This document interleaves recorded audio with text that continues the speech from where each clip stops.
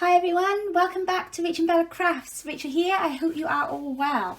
So first of all, a huge apology for my very late collaboration video for the letter P.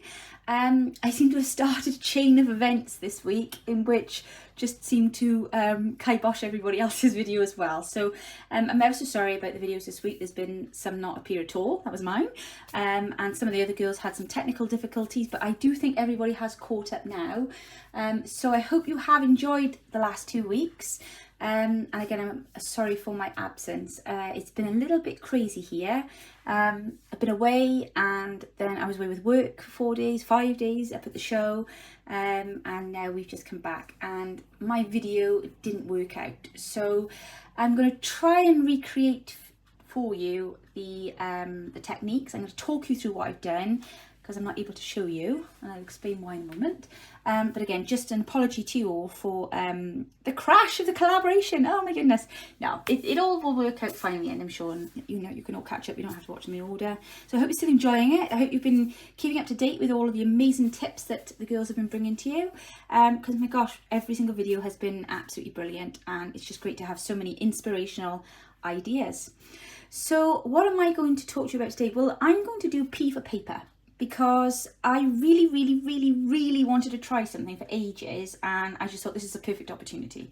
So I had P, I was going to do something else, and I thought, no, I'm being really silly, I'm going to do paper. So I desperately wanted to try making my own handmade paper.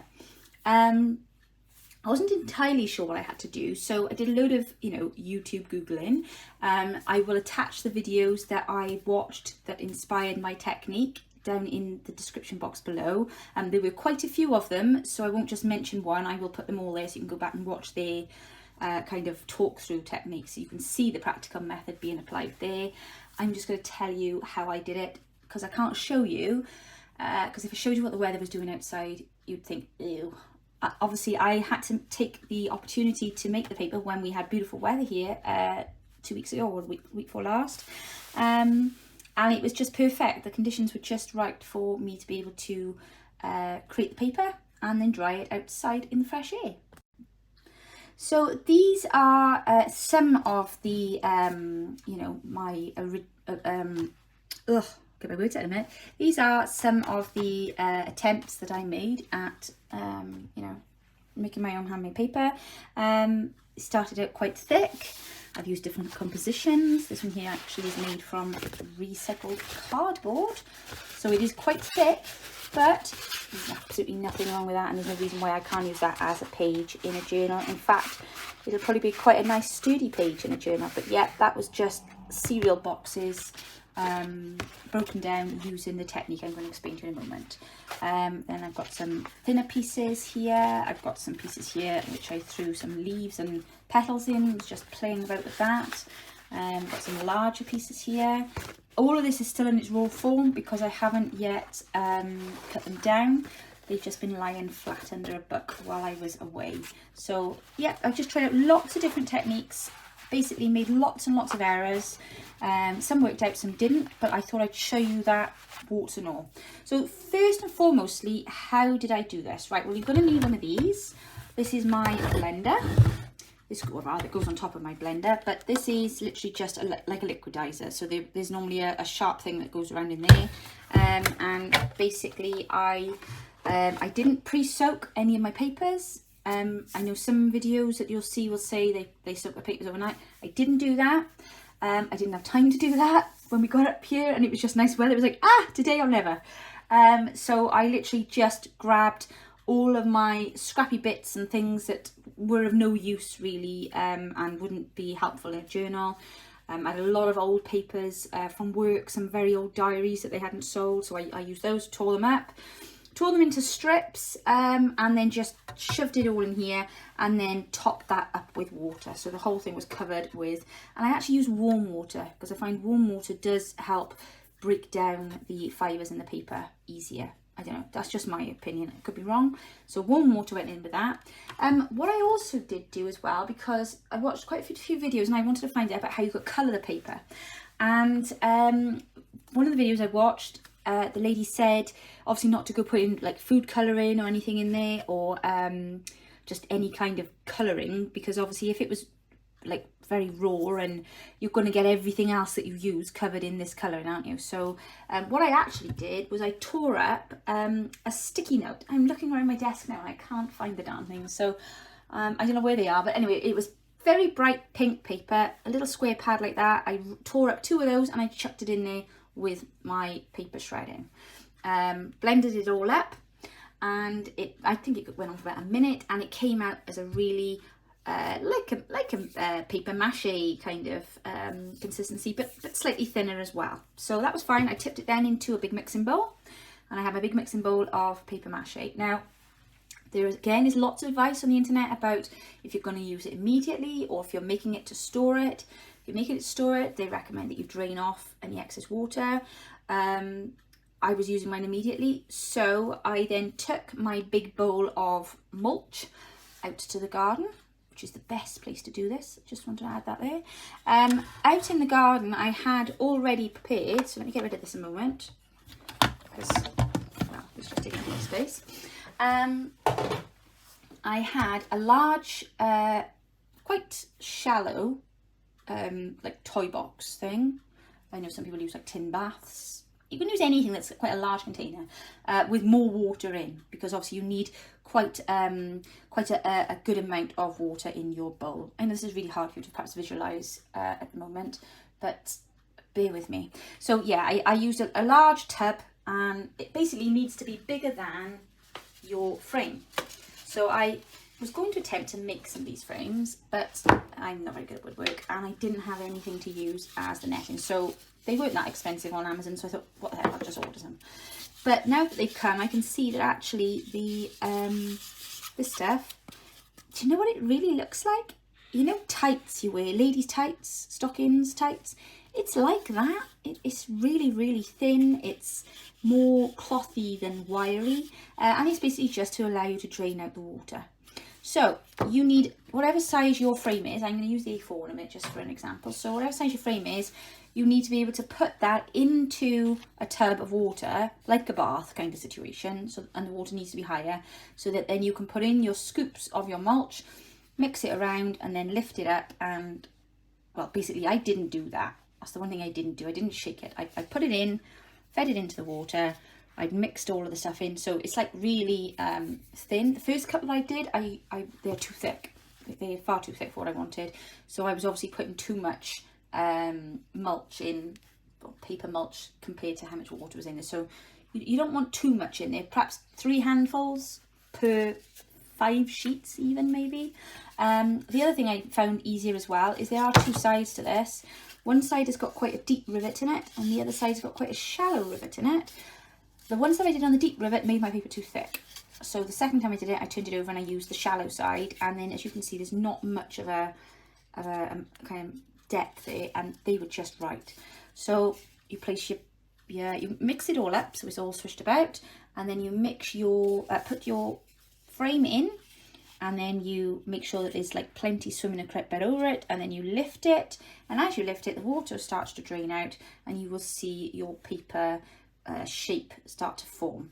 Now, if for any reason you've got a gap, simply put your hand into the water and gently put some more on until you fill that gap, because at this moment in time this piece of paper here is not formed and you can add to it. Okay, then this is the other crucial material that you'll need.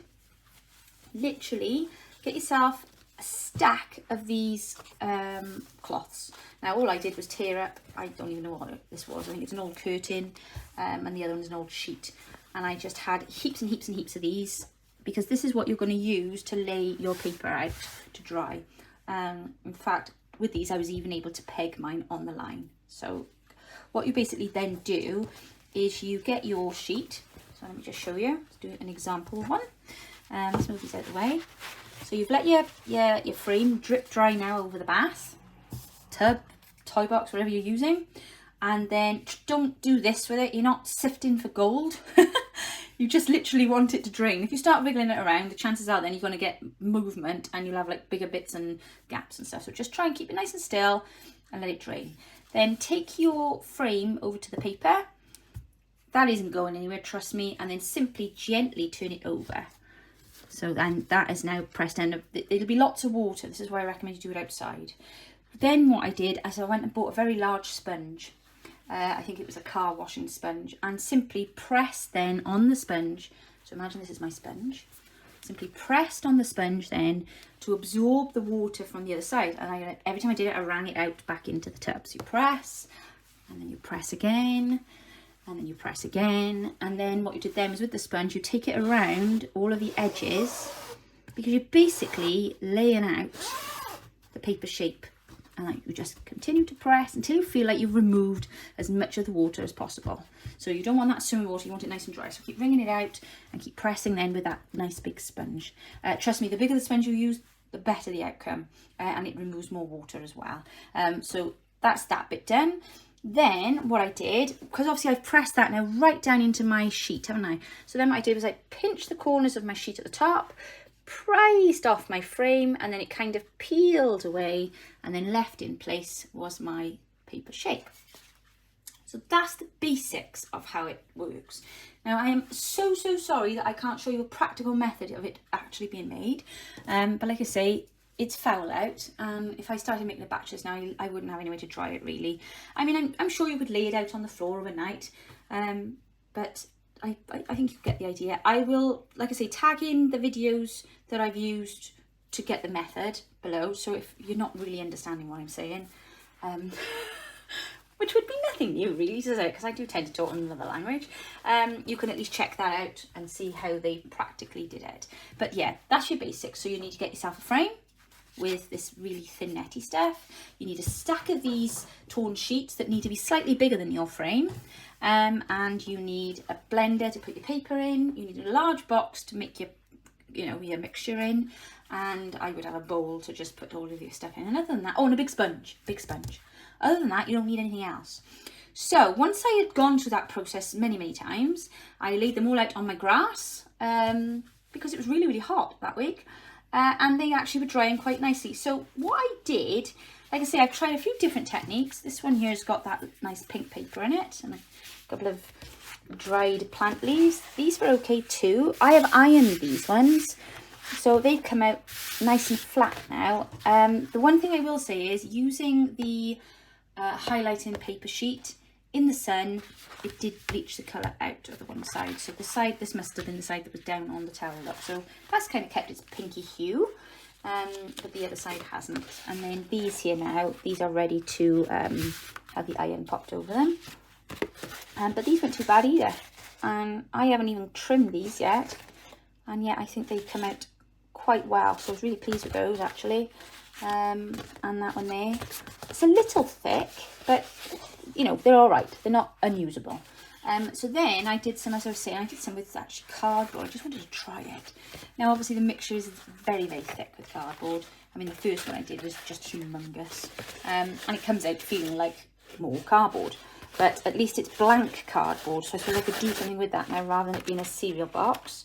So there's probably nothing to stop me now covering that with something, making a cover with it. I don't know how malleable it is. I don't know how much it'll be bent or what have you. I mean, I might bend it in half and it might crack. Should we have a little look? Because this is what I wanted you to see. I wanted to see, warts and all, it's all well and good me perfecting the technique, but yours are not going to look like my perfected technique, are they, at first? They're going to look like this at first. So until you get it absolutely right, this is what you're going to, come out with. All right, yeah, so that probably is a little bit thick. So the cardboard, not so much. I probably wouldn't use the cardboard again. I don't really see how you can change the shape of that without that kind of a thing happening. So again, a learning curve. Don't waste your time trying to remake cardboard. So that's those out the way. These ones though, I was quite pleased with. These came out really nice, and this is where I was starting to make my pages a little bit thinner. And these are the ones that I will be using.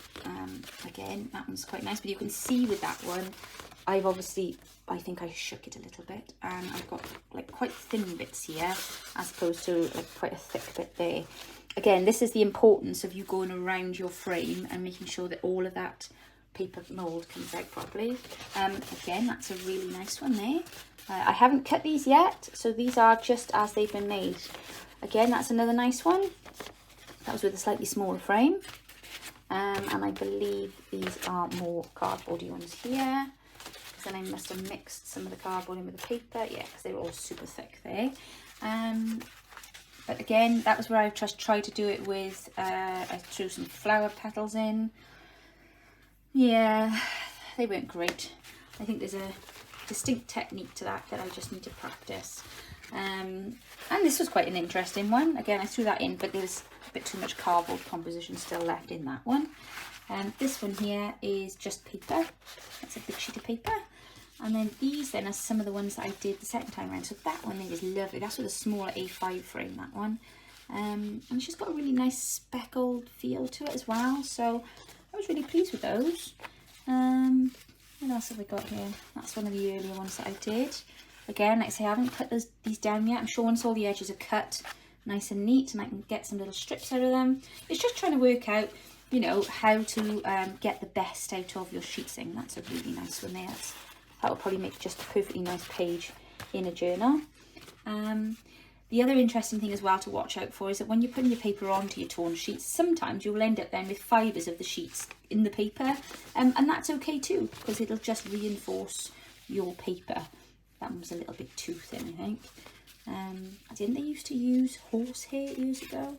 I'm not recommending you go out and start shedding the horse, but yeah, I think having just some extra fibres in there does help. So yeah, this was one of the later ones that I did. That's a lot better.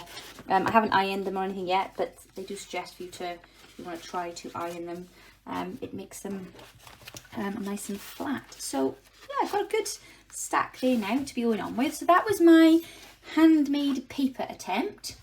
Please don't laugh, I was having a go.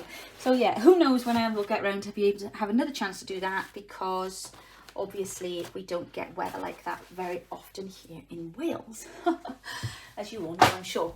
Now, what else did I get up to that same week? Well, I also did lots of other types of paper. So we did have one question when I did the if you want to ask the artist a question thing, and the one question was, how do you make your coffee dye papers? So I did a stack of coffee dye papers to kind of just show you the variety. Again, all done on the same day, all out on the lawn. And they're lovely and flat. I haven't even had to put anything heavy on these papers because I haven't had to oven dry them. And they're all different. They're great. They look amazing and I'm really pleased with them. So what was my technique? Okay, so my technique was I use a glass Pyrex cooking dish, like a casserole dish. It's about that deep.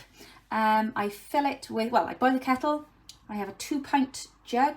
I put into the jug 2 heaped spoons of coffee, and then I put about 8 tea bags in there because I like to make my mixture a mixture of tea and coffee. I find the tea neutralizes the coffee smell because I'm not a fan of the smell of coffee. So my coffee papers do not smell, nope, they do not smell like coffee at all. They smell almost like homemade biscuits, which is rather nice. I let that brew in my big jug, and then I pour it into my casserole dish. Don't put the tea bags in there, obviously, leave those into the jug. Top it up maybe with a little bit more hot water, and then I just start pushing in lots and lots of single sheets of, what did I use? I think I used 80 GSM printing paper.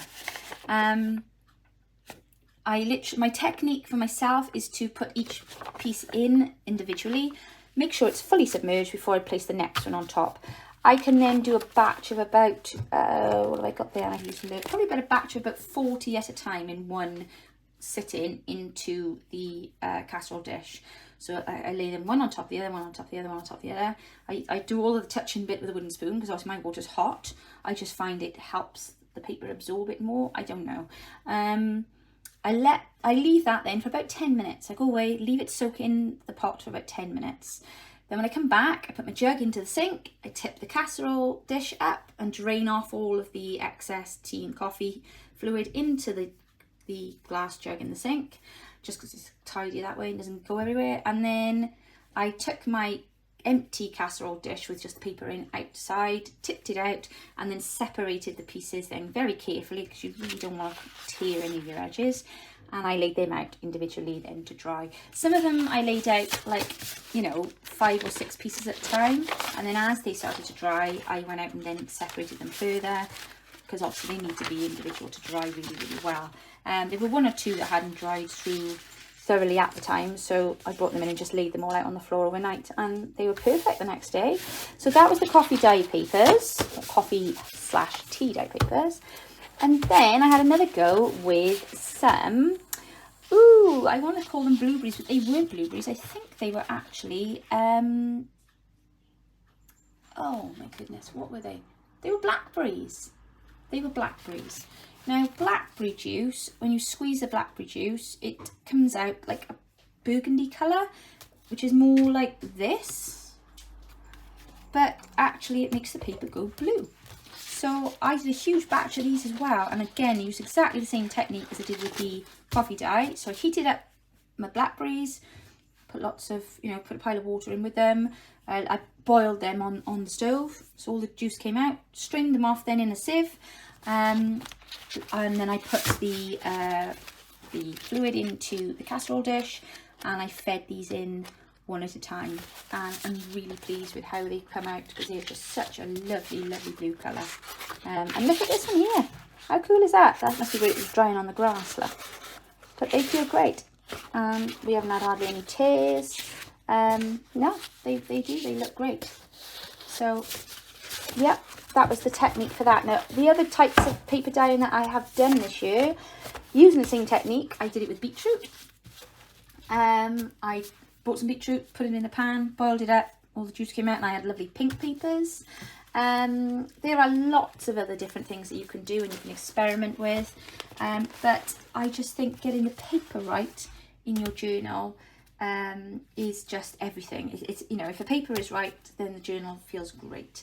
So I'm currently in the middle of a project with my coffee dye papers, where I'm actually just creating a journal using a beautiful little book. I have made 5 signatures, and they are 5 signatures solely made from coffee and tea dye papers.